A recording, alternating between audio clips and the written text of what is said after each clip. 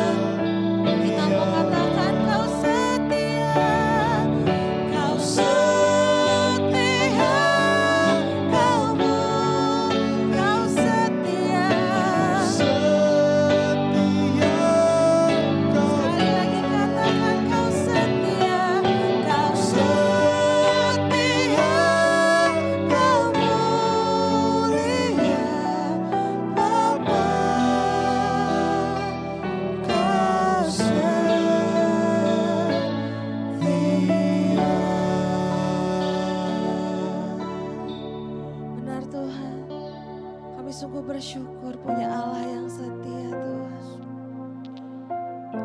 Kau lebih dari harta Tuhan. Kau lebih dari segalanya. Karena itu kami sungguh bersyukur dan kami ingin menyembah Engkau terus dan terus Tuhan. Apapun kondisi kami saat ini, tidak menghalangi rasa syukur kami, penyembahan kami kepada-Mu saja Tuhan. Jadikan apa yang kami nyanyikan, apa yang kami ucapkan sebagai ucapan syukur, persembahan yang paling indah untuk Engkau saja Tuhan. Kami terus mau meninggikan Engkau, karena Engkau Maha Kuasa, Maha Kudus. Terima kasih Tuhan.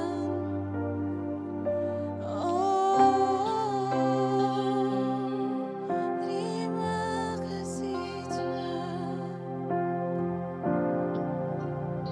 Kami sembah Engkau Tuhan.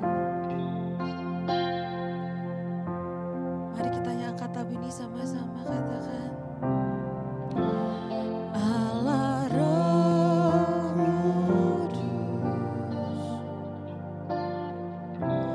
penuhi kami.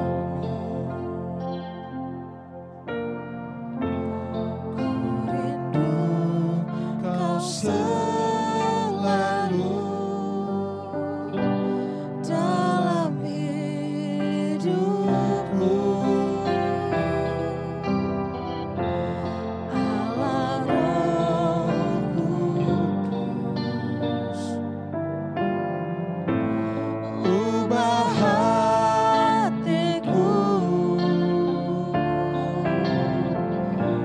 celikkanku, jamalah ku rindu hadirat-Mu.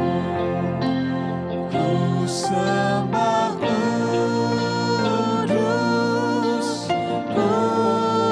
kudus, kuduslah Tuhan, dan ku sanjung Kau mulia, mulia bagimu Tuhan.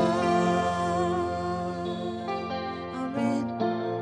Kita mau jadikan lagu ini doa kita, pernyataan kita. Ku rindu Kau selalu dalam hidup kami Tuhan. Kita mau katakan lagu ini dari awal. Allah Roh Kudus, katakan penuhi kami, penuhi kami. Ku rindu Kau selalu dalam hidupku.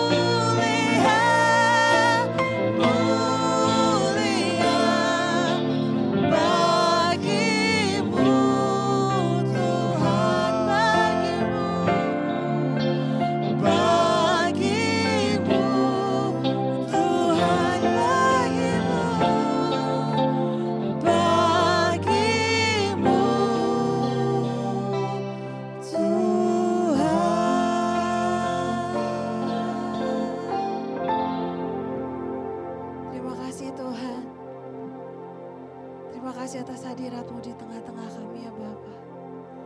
Sekarang saatnya kami akan mendengarkan firman Tuhan. Tuhan yang berkati, Tuhan yang urapi hamba-Mu yang akan memberikan firman Tuhan hari ini ya Bapa. Supaya apa yang keluar dari mulut lidah hamba-Mu itu dari Engkau saja ya Bapa.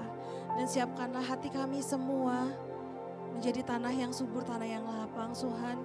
Supaya apapun firman yang diberikan pada kami, apapun benih yang ditaburkan hari ini ya Bapa, tumbuh di hati kami Tuhan. Berbuah bahkan kami bisa membagikannya kepada orang lain Tuhan. Tuhan beracaralah dalam ibadah ini Tuhan. Tutup bungkus semuanya di dalam nama Tuhan Yesus. Sekarang kami sudah siap untuk mendengarkan. Di dalam nama-Mu kami sudah berdoa dan bersyukur. Sama-sama katakan amin. Amin. Shalom saudara.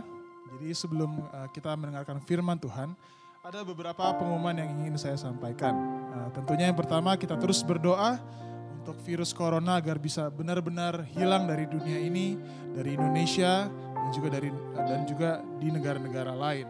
Dan kita terus berdoa juga untuk pemerintah kita dan juga garda-garda terdepan, tenaga medis, agar Tuhan selalu memampukan mereka untuk melakukan tugasnya dengan benar, agar mereka bisa mengeluarkan kebijakan-kebijakan yang dapat membantu penurunan virus ini. Dan juga kita sebagai warga negara Indonesia turut serta dalam mendukung program pemerintah, yaitu untuk stay at home dan juga untuk social distancing. Dan juga kalau kita harus keluar rumah, kita menggunakan masker dan juga kita harus rajin cuci tangan. Itu yang pertama. Kemudian yang kedua, kita juga format ibadah kita masih sama dengan format online. Untuk itu saya menghimbau untuk para jemaat sekalian untuk bisa mensubscribe channel YouTube kami, channel YouTube gereja kami, GPSI Jakarta, agar kita semua tidak tertinggal dari update-update terbaru dari gereja kita. Dan juga kalau misalkan kita merasa diberkati, kita bisa share ke teman-teman kita, ke keluarga kita, agar mereka pun bisa juga merasakan hadirat Tuhan dan juga dapat diberkati melalui ibadah online kita. Dan juga yang terakhir, bagi saudara yang ingin memberikan persembahan ataupun memberikan persembahan persepuluhan, dapat mentransfer ke rekening yang sudah tertera di bawah ini. Dan berapapun yang saudara berikan itu sangat berguna untuk memperluas kerajaan surga. Demikian pengumuman, dan sebentar kita akan menyaksikan firman Tuhan yang akan dibawakan oleh hambanya PDM D. Nainggolan. Tuhan Yesus memberkati. Salam saudara-saudara yang saya kasihi di dalam nama Tuhan Yesus Kristus. Saat ini kita akan kembali masuk di dalam ibadah online yang kedua di bulan Mei 2020. Saya percaya saudara kembali merindukan hadirat Tuhan lewat makanan rohani di pagi hari ini. Tema kita pada hari ini adalah penyertaan Allah Roh Kudus yang tiada putus, yang akan kita bacakan bersama-sama di dalam Yohanes 14, ayatnya yang ke-18, dan nanti lompat ayat ke-27. Dan yang kedua, Yohanes 16 ayat 7. Mari kita buka bersama-sama Yohanes 14 ayat yang ke-18. Aku tidak akan meninggalkan kamu sebagai yatim piatu. Aku datang kembali kepadamu. Lalu kita lihat lagi di ayat 27. Damai sejahtera kutinggalkan bagimu. Damai sejahtera kuberikan kepadamu. Dan apa yang kuberikan tidak seperti yang diberikan oleh dunia kepadamu. Janganlah gelisah dan gentar hatimu. Satu lagi di dalam Yohanes 16 ayat 7. Kita buka bersama-sama Yohanes 16 ayat yang ke-7, demikian firman Tuhan. Namun benar yang kukatakan ini kepadamu adalah lebih berguna bagi kamu jika aku pergi. Aku di sini berarti Yesus. Sebab jikalau aku tidak pergi, penghibur itu tidak akan datang kepadamu. Tetapi jikalau aku pergi, aku akan mengutus dia kepadamu. Saudara-saudara yang saya kasihi di dalam nama Tuhan Yesus Kristus. Nats yang telah kita bacakan tadi, itu adalah nats yang disampaikan oleh Yesus pada perjamuan malam, saudaraku, kepada murid-murid. Yesus ingin supaya murid-murid mengetahui bahwa nanti ada penggantian kepemimpinan. Setelah Yesus nanti naik ke surga, itulah yang kita baca tadi, roh penghibur itu, Roh Kudus yang akan menggantikan posisi Yesus untuk memimpin murid-murid. Demikian juga saudara dan saya. Yesus bisa memahami suasana batin daripada murid-murid malam hari itu. Karena memang sebelum-sebelumnya Yesus sudah sampai 4 kali menjelaskan kepada murid-murid bahwa dia akan dianiaya dan bahkan mati di kayu salib. Tetapi Yesus juga berkata akan bangkit pada hari yang ketiga. Nah, di dalam acara perjamuan malam itu, disitulah Yesus menyampaikan hal yang penting kepada murid-murid. Karena dia tahu murid-murid harus dipersiapkan dengan penggantian kepemimpinan. Yesus bisa memahami kegalauan hati daripada murid-murid, kesedihan. Seperti pepatah mengatakan, bukan pertemuan yang kusesali, tetapi perpisahan yang kutangisi. Oleh sebab itu Yesus bisa merasakan kesedihan murid-murid, karena selama 3,5 tahun mereka bersama-sama melayani. Mereka bersuka cita bersama-sama, bahkan mereka juga kadang sampai kurang tidur dalam pelayanan mereka. Nah, pada akhirnya mereka akan berpisah, saudara. Disitulah Yesus menyampaikan pernyataan itu supaya apa? Supaya murid-murid bisa menerima posisi penggantian kepemimpinan, yaitu Roh Kudus yang akan menggantikan Yesus. Saudara-saudara, berbicara mengenai Roh Kudus itu tidak terlepas daripada Trinitas atau Tritunggal. Iman Kristen yang kita miliki adalah iman yang mempercayai Allah itu Esa, satu. Tetapi memiliki 3 pribadi. Nah, konsep ini memang susah dimengerti, saudara-saudara. Enggak usah agama lain. Kadang-kadang kita sendiri pun yang agama Kristen, kadang masih kurang mengerti mengenai Tritunggal. Tetapi pada pagi hari ini saya mau ingin menyampaikan sedikit bagaimana hubungan antara Bapa, Anak, dan Roh Kudus itu, saudaraku. Nah, kata Esa itu dapat kita temukan di dalam Ulangan 6 ayat 4, saudara. Mari kita lihat dulu Ulangan pasal yang ke-6 ayat yang ke-4.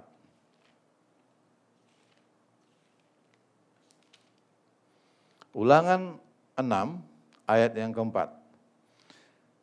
Dengarlah hai orang Israel, Tuhan itu Allah kita, Tuhan itu Esa.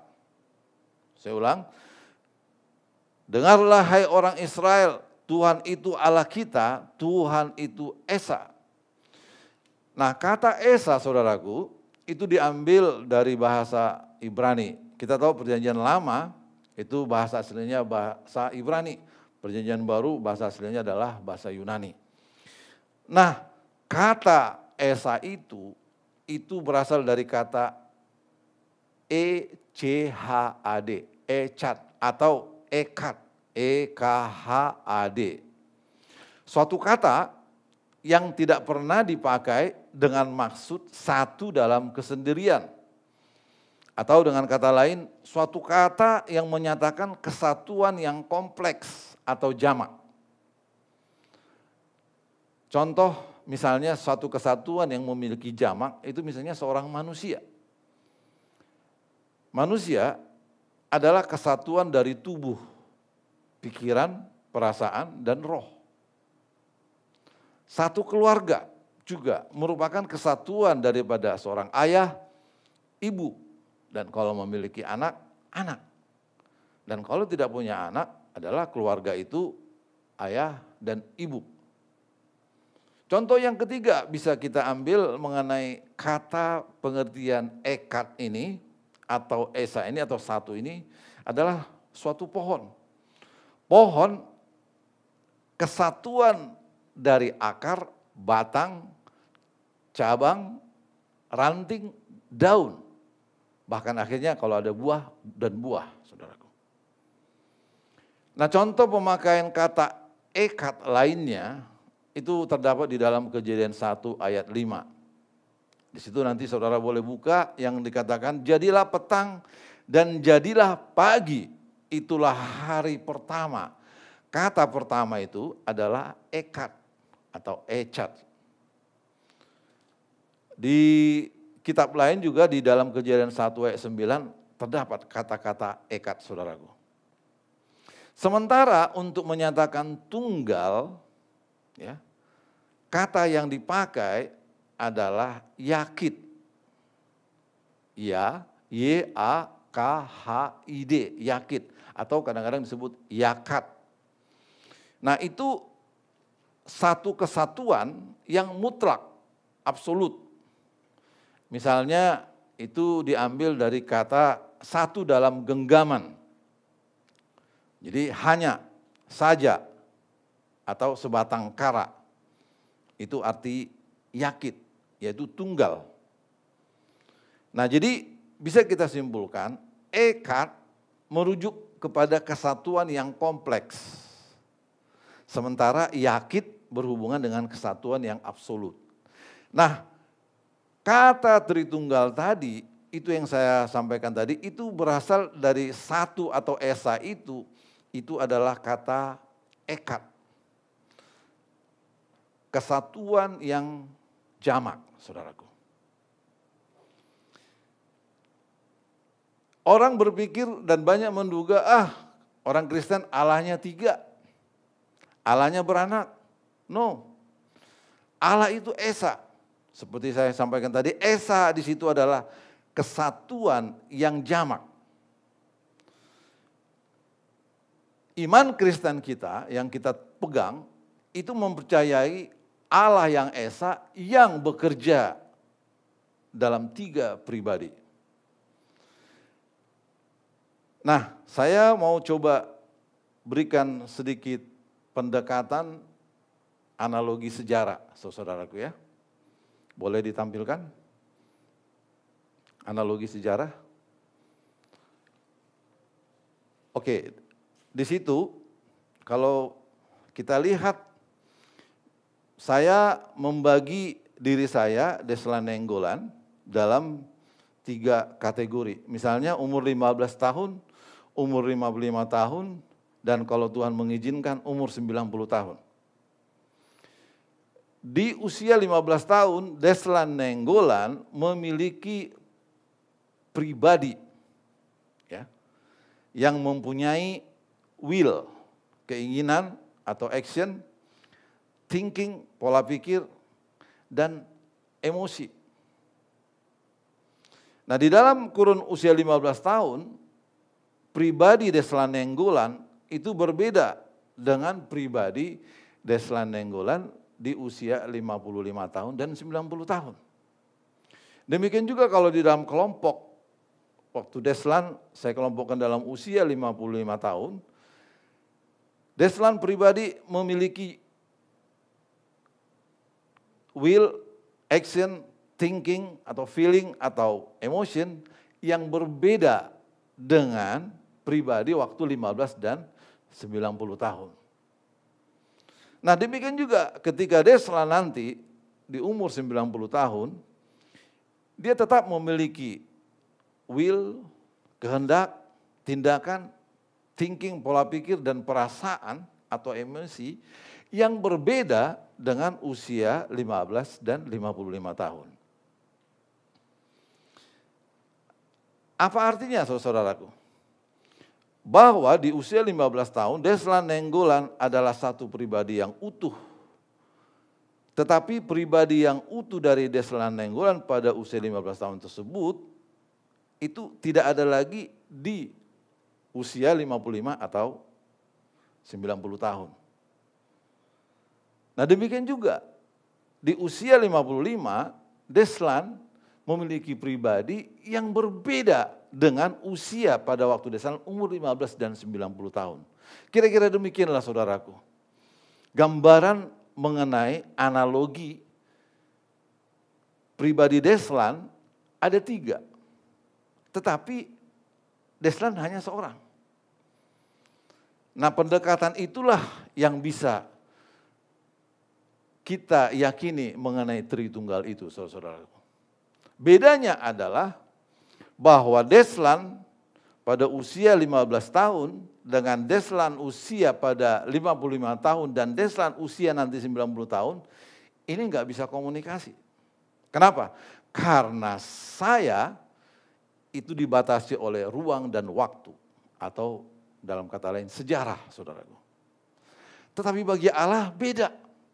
Allah tidak dibatasi oleh ruang dan waktu, saudaraku. Ibarat sebuah garis lurus, Allah begini. Dan Allah bisa berkomunikasi di dalam kurun waktu tersebut, saudaraku. Memang untuk menjelaskan secara utuh, kita jujur. Kita nggak bisa 100% memahami ketritunggalan daripada Allah tadi.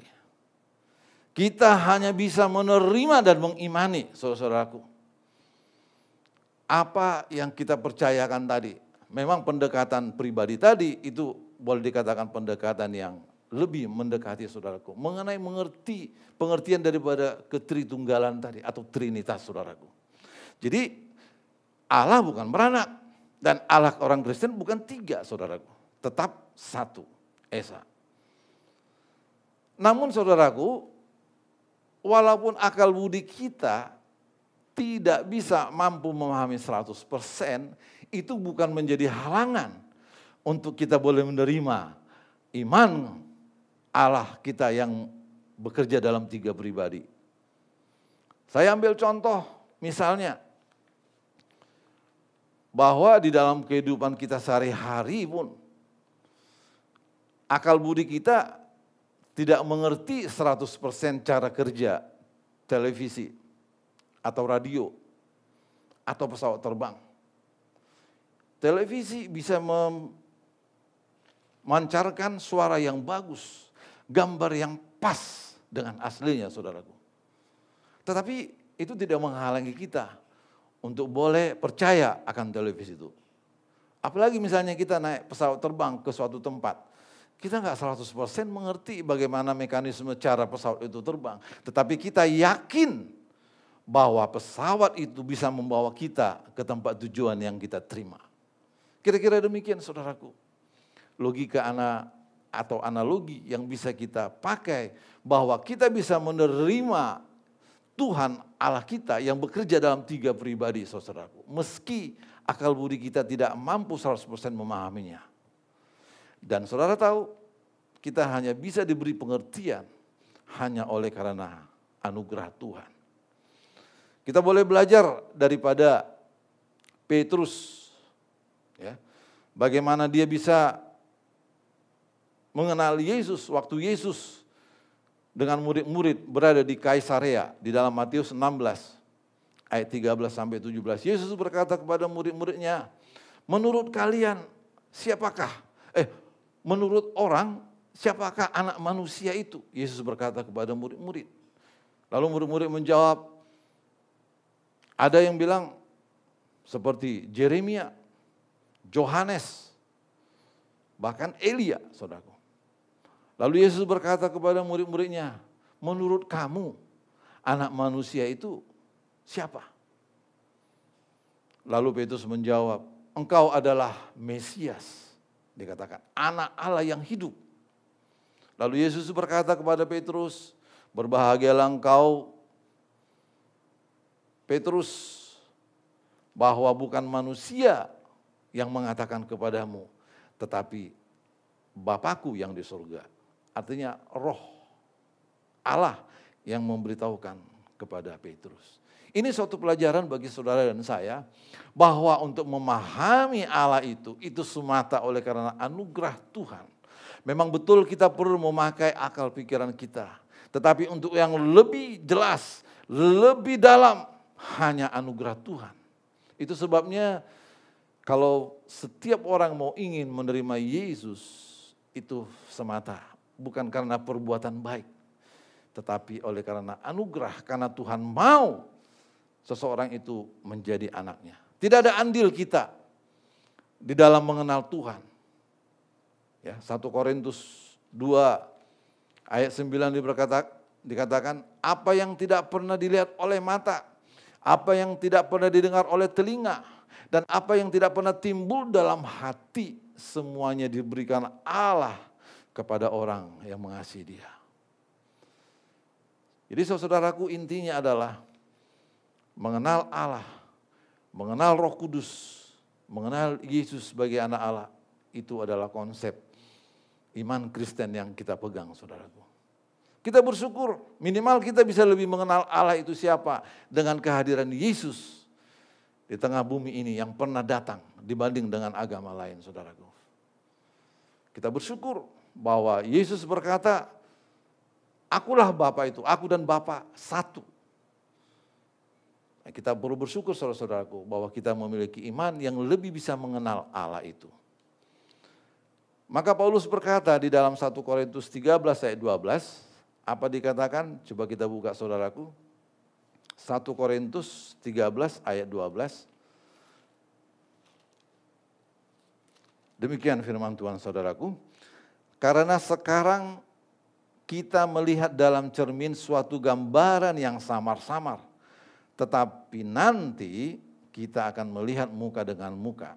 Sekarang aku hanya mengenal dengan tidak sempurna. Tetapi nanti aku akan mengenal dengan sempurna seperti aku sendiri dikenal. Itulah iman kita, saudaraku.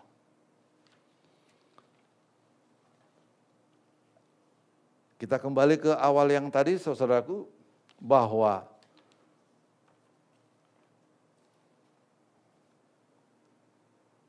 ada pergantian kepemimpinan setelah Yesus, murid-murid nanti akan dibimbing oleh Roh Kudus, saudaraku. Dan itu terjadi setelah Yesus besoknya disalib, ya hari Jumat, karena malam itulah nats yang kita baca tadi disampaikan oleh Yesus pada perjamuan malam. Yesus mati di kayu salib dan bangkit hari Minggu, saudaraku. Dan selama 40 hari dia menunjukkan diri pada murid-murid. Memang di dalam Alkitab selama 40 hari tidak banyak cerita mengenai Yesus, saudaraku. Ya, tapi yang kita percayakan adalah yang kita percayai bahwa selama 40 hari Alkitab berkata Yesus menampakkan murid-murid kepada murid-murid beberapa kali, saudaraku. Dan pada waktu Yesus naik ke surga, Yesus menyuruh murid-murid untuk berkumpul di Yerusalem. Karena janji Bapa itu Roh Kudus akan dicurahkan kepada mereka 10 hari kemudian. Dan kalau kita jumlah itulah hari ke-50 yang disebut dengan hari Pentakosta, hari pencurahan Roh Kudus. Dan sejak itulah gereja didirikan di dunia ini pada waktu pencurahan Roh Kudus, saudaraku. Dan sejak itu kepemimpinan anak-anak Tuhan dipimpin oleh Roh Kudus.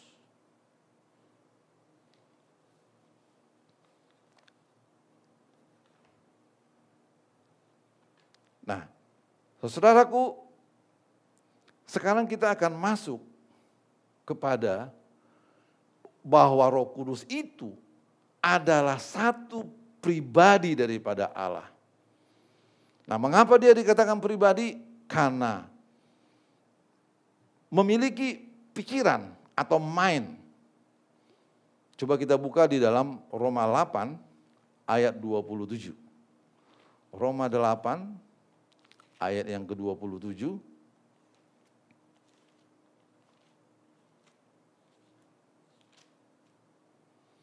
Roma 8 ayat 7 dikatakan, dan Allah yang menyelidiki hati nurani mengetahui maksud roh itu, yaitu bahwa ia sesuai dengan kehendak Allah berdoa untuk orang-orang kudus. Kata menyelidiki artinya ada pikiran, jadi Roh Kudus itu juga memiliki pikiran. Maka dia disebut sebagai pribadi. Dan dia juga, Roh Kudus memiliki kehendak atau will. Ya. Coba kita buka lagi di dalam 1 Korintus 12 supaya kita jelas mengerti mengapa Roh Kudus itu seorang pribadi, memiliki pribadi. Di dalam 1 Korintus 12 ayat 11 dikatakan begini. Tetapi semuanya ini dikerjakan oleh Roh yang satu dan yang sama, yang memberikan karunia kepada tiap-tiap orang secara khusus, seperti yang dikehendakinya. Artinya Roh Kudus punya kehendak untuk memberikan karunia-karunia kepada seseorang. Nah, kita boleh melihat saudaraku untuk memperlengkapi gerejanya supaya gereja bertumbuh, maka Allah memberikan kepada anak-anaknya karunia-karunia. Kita bersyukur Tuhan memberikan ada karunia hikmat pengetahuan kepada hamba-hamba Tuhan, ya, pada seseorang hamba Tuhan. Tapi Tuhan juga memberikan kepada hamba Tuhan yang lain karunia untuk menyembuhkan. Ya. Ada lagi karunia dikatakan berkata-kata dalam roh, ya, untuk mengadakan mujizat, ya, karunia bernubuat dan lain saudaraku. Ini adalah kerja daripada Roh Kudus kepada umat manusia supaya umat manusia banyak mengenal Tuhan. Cuman sayangnya kadang-kadang hamba Tuhan ini sering menganggap bahwa dia lebih hebat dari yang lain. Ya, seperti kita tahu beberapa bulan yang lalu, ya, dan itu viral, tapi nggak usahlah. Ya, kita hanya berdoa kepada hamba-hamba Tuhan supaya mereka benar-benar bersyukur dan menikmati apa yang Tuhan berikan kepada dia. Kalau dia memang memiliki karunia pengetahuan yang luas, syukuri. Kalau ada hamba Tuhan yang lain punya karunia untuk menyembuhkan, kita puji Tuhan. Kenapa? Karena semua dipakai Tuhan untuk memperlengkapi umatnya. Katakan amin dalam hati saudara. Jadi nggak usah kita cemburu dengan hamba Tuhan yang memiliki pengetahuan yang luas. Karena Tuhan tahu punya kapasitas, itu dia. Di samping yang lain juga ada hamba Tuhan yang punya karunia untuk menyembuhkan. Kita harus menghargai. Kalau kita mencela, menghina, hati-hati. Kita masuk ke dalam penghujatan Roh Kudus.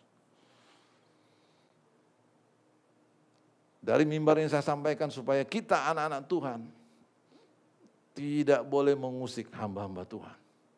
Memang kalau untuk menegur boleh saja. Tetapi mari kita menghargai bahwa memang kepada tiap-tiap orang Tuhan memberikan karunia-karunia itu. Nah tadi saya katakan bahwa Roh Kudus itu adalah suatu pribadi, memiliki pikiran, kehendak, dan juga, nah ayat yang lain mengenai kehendak nanti boleh saudara, kita buka aja deh ya. Kisah Rasul pasal 16. Kisah Rasul pasal 16, bagaimana Roh Kudus itu berkehendak di dalam kehidupan anak-anak Tuhan. Kisah 16 ayat 6 sampai 11. Judulnya Paulus menyeberang Makedonia. Kisah para Rasul 16 ayat 6 sampai 11 dikatakan, mereka artinya Paulus dan Silas melintasi tanah Frigia dan tanah Galatia karena Roh Kudus mencegah mereka untuk memberitakan Injil di Asia dan seterusnya saudaraku. Artinya Roh Kudus itu menghendaki, Paulus dan Silas, kamu jangan ke Asia dulu, kamu harus ke Makedonia karena ada kepentingan Tuhan untuk menjaring jiwa-jiwa di sana, saudaraku. Itu.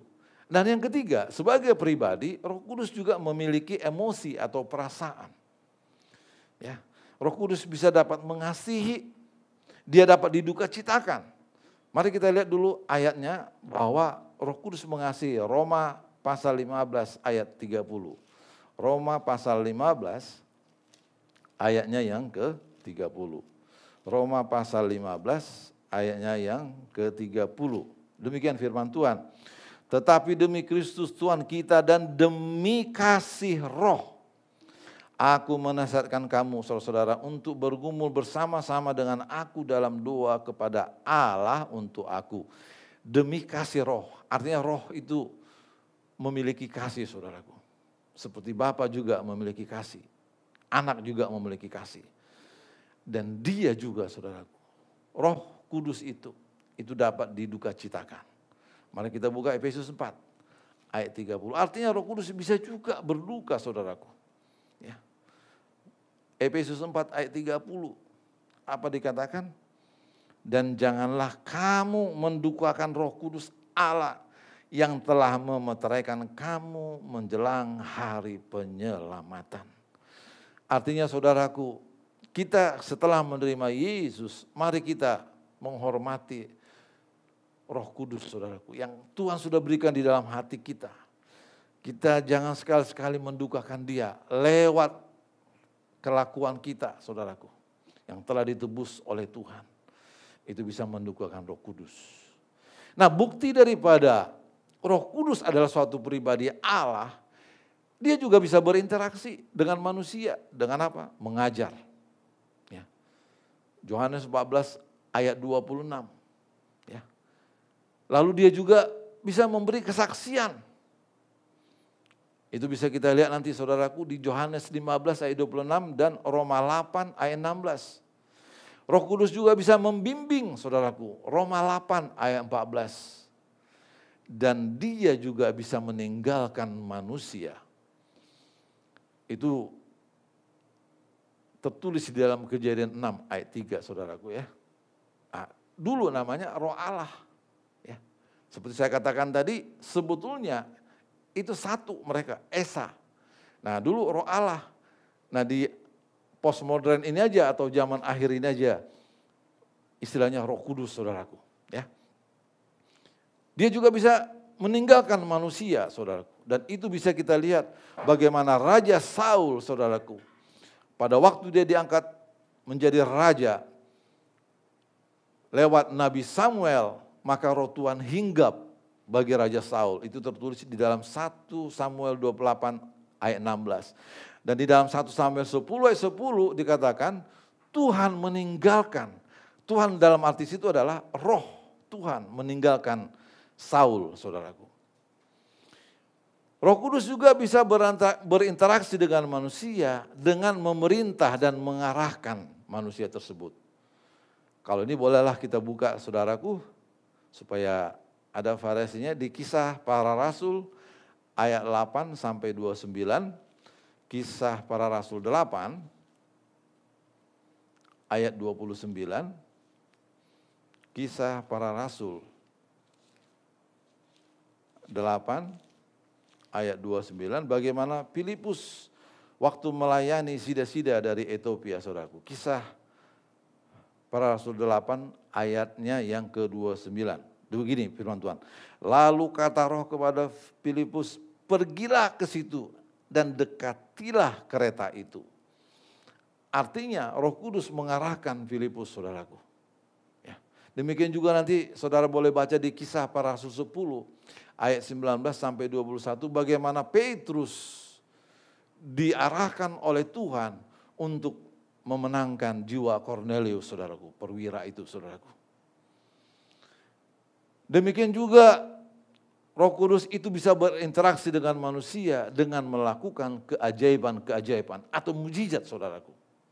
Nah, salah satu ini di dalam Kisah 8 tadi, lanjutan daripada Filipus, Kisah 8 ayat 39 begini dikatakan, dan setelah mereka keluar dari air, artinya Filipus tadi membaptis sida-sida yang dari Ethiopia, dan setelah dia membaptiskannya, perhatikan ini, Roh Tuhan tiba-tiba melarikan Filipus dan sida-sida itu tidak melihatnya lagi. Seperti kayak suatu kilat, saudaraku. Dia dibawa oleh Roh Kudus dengan sekejap menghilang, saudaraku. Nah, itu membuktikan bahwa Roh Kudus bisa melakukan keajaiban-keajaiban, mukjizat, dan kita harus percaya itu. Sampai sekarang pun Roh Kudus masih terus bekerja lewat anak-anak Tuhan melakukan mukjizat-mukjizat, saudaraku.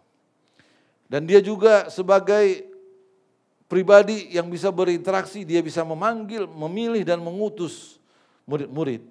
Di dalam Kisah 13 ayat 2 sampai 4. Menolong kita di dalam doa kita, Roma 8 ayat 26 dan 27. Dan dapat dihujat, dibohongi, dan ditentang, saudaraku. Ya, seperti saya katakan tadi, Roh Kudus bisa ditentang, bisa dibohongi. Waktu Ananias dan Safira ya, membohongi Petrus pada waktu gereja mula-mula, ya, mereka langsung mati, saudaraku. Demikian juga dalam Kisah Para Rasul 7 ayat 51. Ya. Roh Kudus bisa ditentang. Dan di dalam Matius 12 ayat 31, Roh Kudus juga bisa dihujat. Dan hati-hati seperti saya katakan tadi, di dalam penghujatan tidak akan ada pengampunan, saudaraku. Apa arti hujat? Artinya hujat menghina, mencelah pekerjaan daripada Roh Kudus. Hati-hati kita. Ya. Tidak menghargai kemahatauan Roh Kudus, itu arti menghujat, saudaraku. Kalau hanya menentang, itu masih bisa diampuni. Tapi kalau begitu menghujat, tidak ada pengampunan. Ibarat begini, saudaraku, ada seorang ayah misalnya menyuruh anak untuk menanam sebuah pohon, anaknya tadi bisa aja menolak atau tidak melakukan apa yang dikatakan Roh Kudus. Itu masih dikatakan kategori melawan atau menentang. Tapi yang dinamakan hujat, begini saudaraku, ketika Allah menanam sebuah pohon dan anak tadi mencabut pohon itu, itulah yang masuk dalam kategori penghujatan. Artinya dia tidak menghormati lagi bapaknya yang sudah menanam pohon tadi. Kalau hanya sekedar menolak menanam, itu masih menentang. Kira-kira begitu saudaraku ya. Itulah arti daripada dan Roh Kudus sebagai sebuah pribadi, saudaraku. Nah, sekarang kita masuk poin yang ketiga. Poin yang ketiga adalah pekerjaan daripada Roh Kudus. Pekerjaan daripada Roh Kudus. Ya. Pertama, untuk menginsafkan, menyadarkan akan dosa, kebenaran, dan penghakiman. Nah, kalau untuk orang awam, Roh Kudus bekerja untuk menginsafkan atau menyadarkan dosa manusia. Coba kita buka saudaraku ayatnya di dalam Yohanes 16 ayat 18. Ayat 8 saudara, Yohanes 6 ayat 8 dikatakan, dan kalau ia datang, ya, ia di sini adalah Roh Kudus. Ia akan menginsafkan dunia akan dosa, kebenaran, dan penghakiman. Ya. Itu yang saya katakan tadi, Roh Kudus akan menginsafkan dosa orang-orang yang dikatakan di sini karena apa? Mereka tetap tidak percaya kepada Aku, kata Yesus. Bahwa masih ada orang memang tidak percaya, dan orang Yahudi pada saat itu memang gak percaya kepada Yesus, saudaraku. Tetapi Yesus mengingatkan murid-muridnya supaya melayani orang-orang yang demikian, saudara. Supaya mereka, jiwa-jiwa mereka juga dimenangkan, saudaraku. Nanti Roh Kudus yang menginsafkan mereka. Tugas kita adalah untuk memberitakan Injil, kebaikan dan kebenaran itu, saudaraku. Kita nggak usah terlalu meragukan bagaimana itu Tuhan punya gawe, artinya Dia yang bekerja. Tugas Roh Kudus yang menginsafkan orang-orang. Tugas kita adalah bagaimana untuk menyampaikan kabar baik itu kepada orang, saudaraku. Kenapa? Karena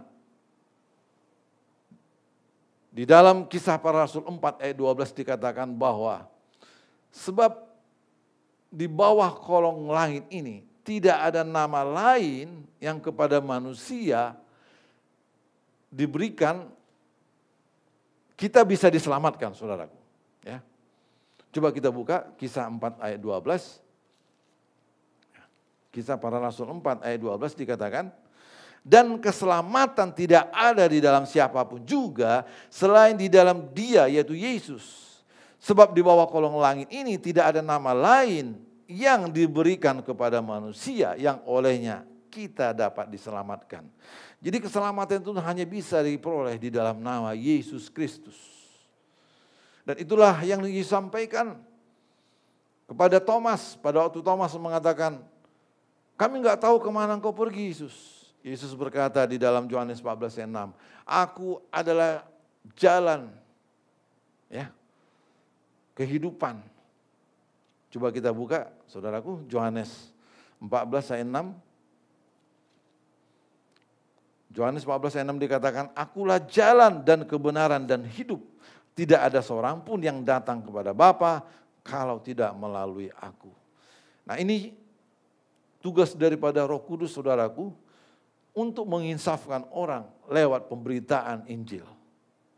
Nah, kalau kita periksa, saudaraku, di dalam Yohanes dari mulai 13 sampai ke 17, Yesus mengajarkan murid-murid untuk mengasihi, saudaraku. Ya.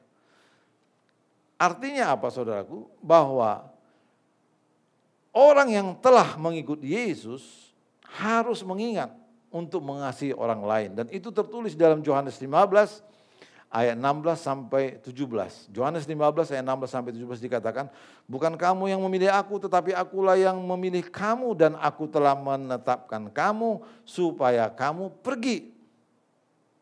Nah, kata pergi ini itu boleh kita kaitkan dengan Matius 28 ya, ayat 20.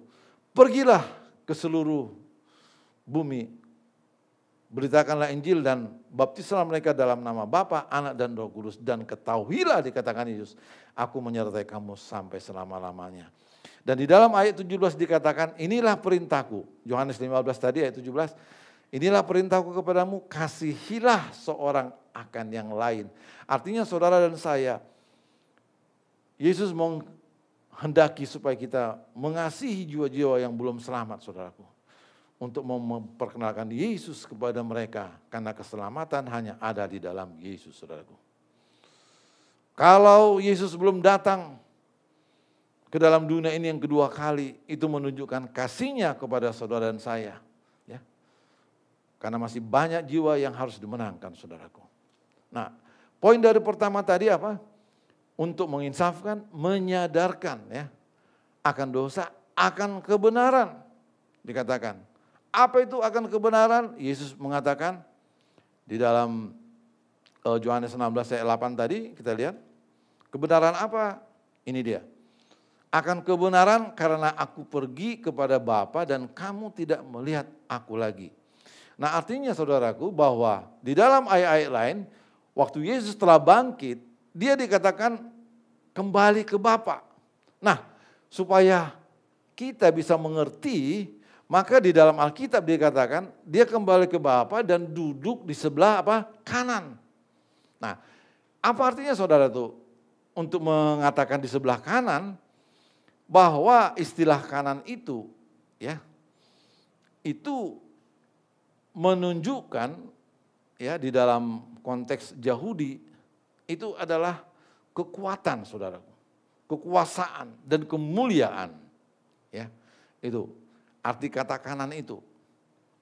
Saudara boleh catat nanti dalam Mazmur 118 ayat 16, demikian juga Keluaran 15 ayat 12. Bahwa kata kanan menunjukkan kekuatan, kekuasaan dan kemuliaan saudaraku. Nah artinya apa? Yesus ingin menyampaikan kebenaran bahwa dia dan Bapa itu satu. Oleh sebab itu dia kembali kepada Bapa dan duduk di sebelah kanan. Lalu apalagi dengan penghakiman dikatakan. Apa penghakiman? Ini dia. Karena penguasa dunia ini telah dihukum. Penguasa dunia ini, siapa penguasa dunia? Itu adalah iblis saudaraku. Dan dia telah dihukum saudaraku. Kapan dia dihukum? Ketika Yesus disalibkan saudaraku. Saya kira iblis merasa tertipu ya saudaraku. Dia merasa seolah-olah dia merasa menang waktu Yesus mati di kayu salib. Tapi dia nggak tahu bahwa hari ketiga Yesus bangkit dan kebangkitannya itu saudaraku menunjukkan bahwa penguasa dunia ini telah ditaklukkan oleh Tuhan. Dan itu boleh kita lihat dalam Kolose 2 ayat 15 saudaraku. Ayat yang menguatkan bagi kita, kita boleh lihat Kolose pasalnya yang kedua ayat yang ke-15. Coba kita buka satu ayat aja. Kolose 2 ayat 15 dikatakan begini. Ia telah melucuti pemerintah-pemerintah dan penguasa-penguasa dan menjadikan mereka tontonan umum dalam kemenangannya atas mereka, saudaraku. Artinya iblis telah dihukum dan Allah telah mengambil alih kekuasaan. Walaupun memang dia masih diberi, saudaraku, untuk menguasai dunia ini. Tetapi kekuasaan mutlak sebetulnya sudah dicopot dari dia, saudaraku. Itu dia. Nah sekarang kita melihat pekerjaan Roh Kudus yang kedua adalah memimpin ke dalam seluruh kebenaran. Yohanes 16 ayat 3. Ya, memimpin ke dalam seluruh kebenaran. Ya. Coba kita buka saudaraku bahwa dikatakan di dalam Yohanes 16 ayat 13, tetapi apabila ia datang, yaitu Roh Kudus tadi, yaitu Roh kebenaran, ia akan memimpin kamu ke dalam seluruh kebenaran. Sebab ia tidak akan berkata-kata dari dirinya sendiri, tetapi segala sesuatu yang didengarnya itulah yang akan dikatakannya, dan ia akan memberitakan kepadamu hal-hal yang akan datang, saudaraku. Nah saudaraku, kalau kata membawa ke seluruh kebenaran, itu ada hubungannya saudaraku, yaitu dengan cara bagaimana? Dengan cara mengajarkan dan mengingatkan saudara dan saya. Itu tertulis dalam Yohanes 14 ayat 26. Yohanes 14 ayat 26 dikatakan, tetapi penghibur, ya penghibur dalam bahasa Inggris, New International Version dikatakan, penghibur di situ adalah another counselor, ya another counselor.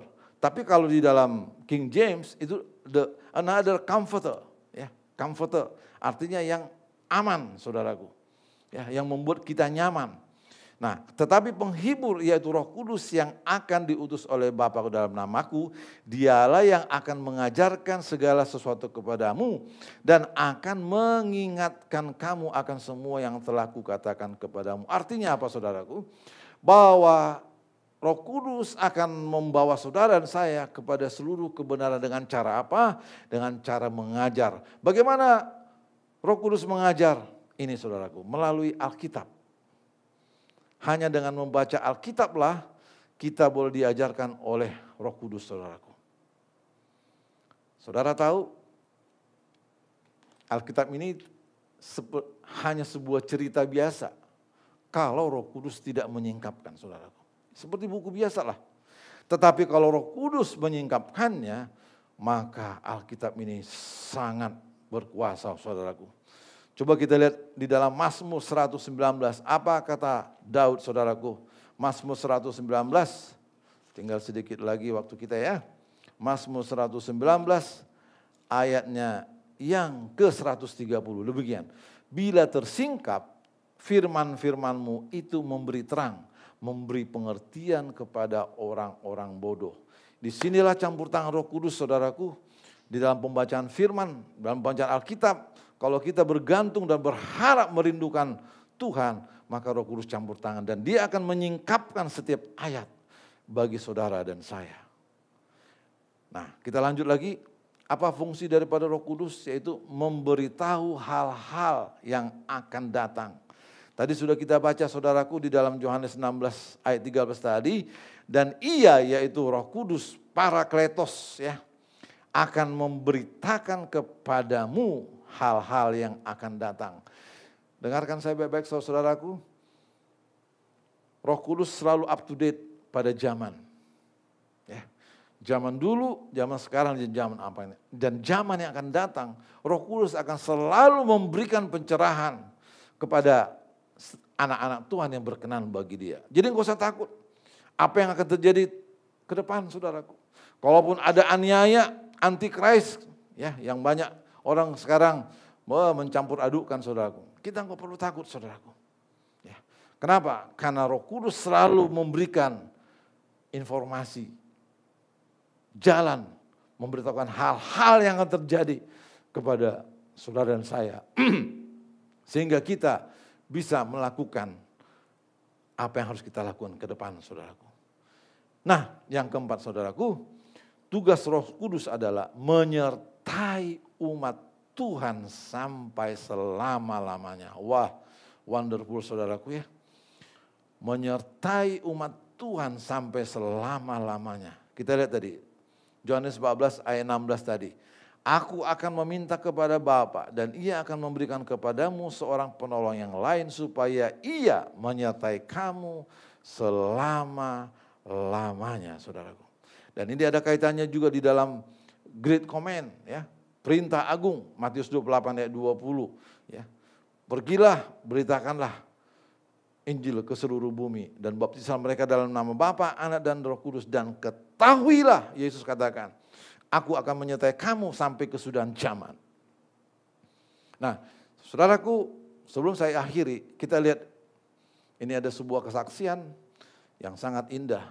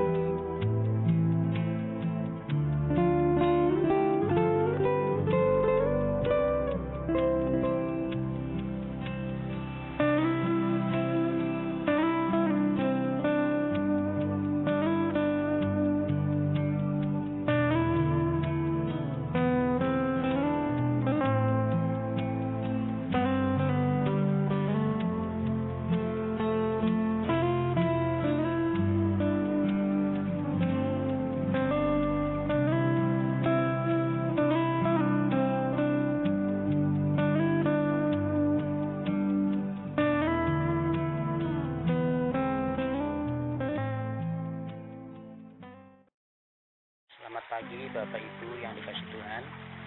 Saya ingin menyaksikan pertolongan Tuhan yang terjadi beberapa hari yang lalu, beberapa minggu yang lalu persisnya itu. Jadi usaha telur saya ini juga kena dampaknya gara-gara serangan virus corona ini. Selama ini penjualan telur saya itu adalah lancar-lancar saja, tapi dengan kejadiannya virus yang melanda ini, sehingga banyak warung yang tutup. Sementara produksi telur, ayam bertelur terus setiap hari, sehingga stoknya numpuk sampai kurang lebih sekitar 300 kilo. Kalau dihitung peti ya 30 peti lebih lah gitu ya. Nah, secara manusia adalah kekhawatirannya tuh sangat sungguh-sungguh khawatir, karena kalau telur sudah lama nggak kejual, yang ditakutinya adalah bau.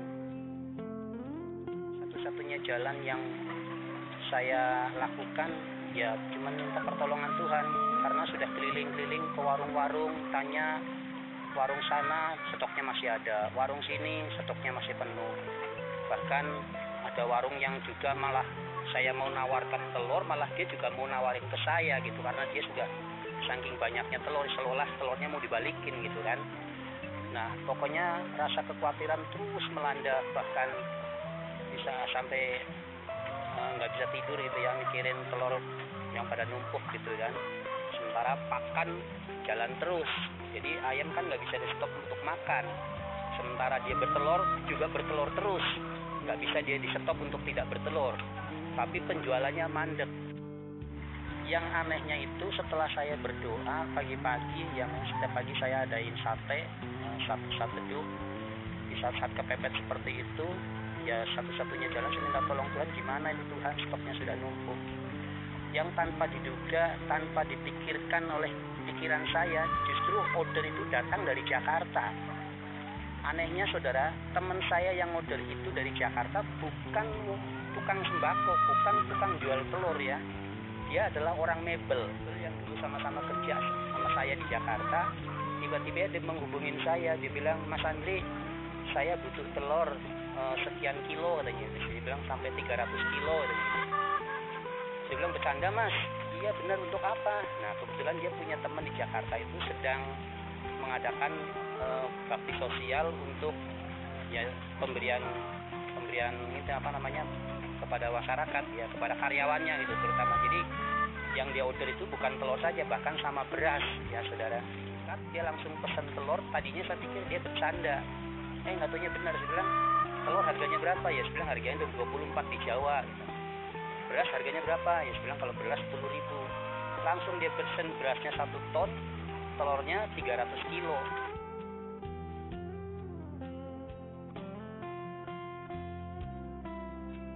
Kadang pertolongan Tuhan itu yang di luar pikiran kita.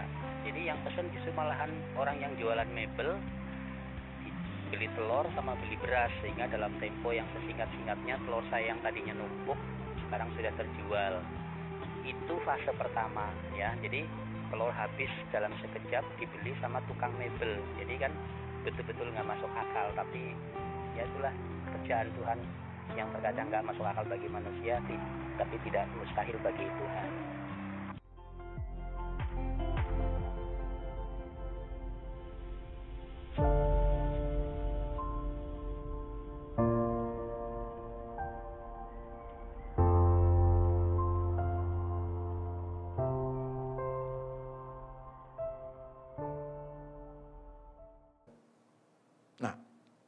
Saudara, kalau saudara lihat kesaksian tadi, bagaimana Tuhan bekerja kepada seorang pengusaha tadi, saudaraku. Di dalam situasi pandemi COVID, ya saya kira semua mengalami dampaknya, saudaraku. Saya percaya juga Bapak tersebut mengalami hal yang demikian. Makanya di situ diberikan judul The Power of Surrender. Artinya kekuatan ketika kita menyerahkan segala permasalahan kita kepada Tuhan. Maka Tuhan campur tangan, saudaraku. Dengar baik-baik. Kalau Tuhan sudah mengatakan, aku akan menyertai, maka Tuhan akan menyertai, saudara. Hanya satu kuncinya. Mari kita taat kepada Dia. Kenapa? Karena tanpa kekudusan, Roh Kudus tidak bisa masuk dalam hati kita.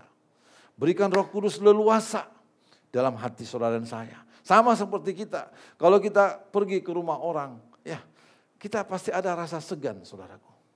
Tapi ketika kita ada di dalam rumah kita sendiri, kita bebas, leluasa, saudaraku. Demikianlah saudara dan saya harus memberikan Roh Kudus leluasa.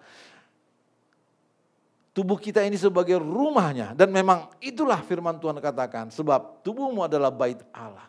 Mari kita berikan Roh Kudus itu leluasa bergerak di dalam kehidupan saudara. Dalam pikiran, cara berpikir, dalam emosi, semuanya kita serahkan, saudaraku. Maka saya percaya seperti kesaksian tadi, Bapak tadi yang dari Purwokerto tadi, di dalam sesulit apapun.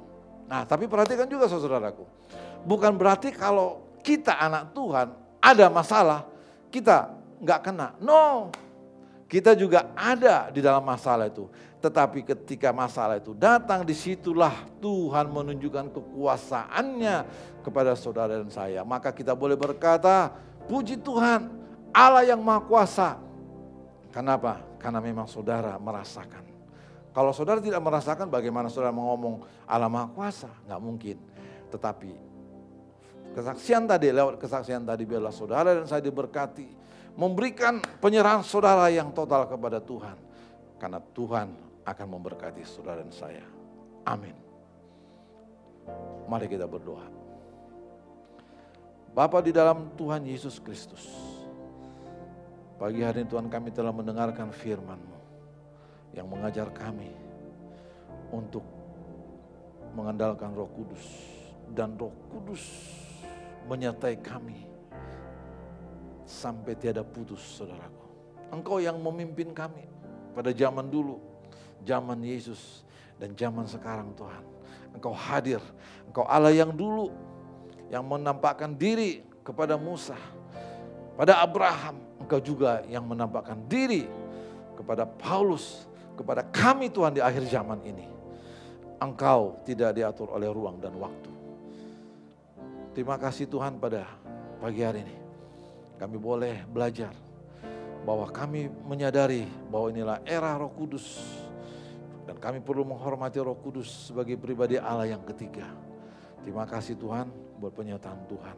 Berkatilah setiap kami yang mendengarkan firman-Mu pagi hari ini. Biarlah firman-Mu terus Tuhan terjemahkan lebih dalam kepada setiap pribadi yang mendengarkannya Tuhan. Sehingga kami menjadi pelaku-pelaku firman. Dan orang boleh percaya kepada Allah Tritunggal itu lewat kehidupan kami Tuhan. Pakailah setiap umat-Mu Tuhan, untuk boleh terus berserah kepada Roh Kudus. Karena kami tahu janji-Mu, Yesus, Engkau yang berkata bahwa Roh Kudus akan menyertai kami sampai selama-lamanya. Terima kasih Tuhan, terpujilah nama Tuhan. Kami menyerahkan kehidupan kami sepanjang hari ini ke dalam tangan Tuhan. Di dalam nama Tuhan Yesus Kristus kami berdoa. Mari kita angkat tangan kita saudaraku, untuk menerima berkat daripada Allah Bapa. Anugerah daripada Allah Bapa, cinta kasih daripada Yesus Kristus Tuhan kita, dan persekutuan penghiburan daripada Roh Kudus menyertai saudara dan saya dari mulai saat ini sampai selama-lamanya. Yang percaya katakan amin.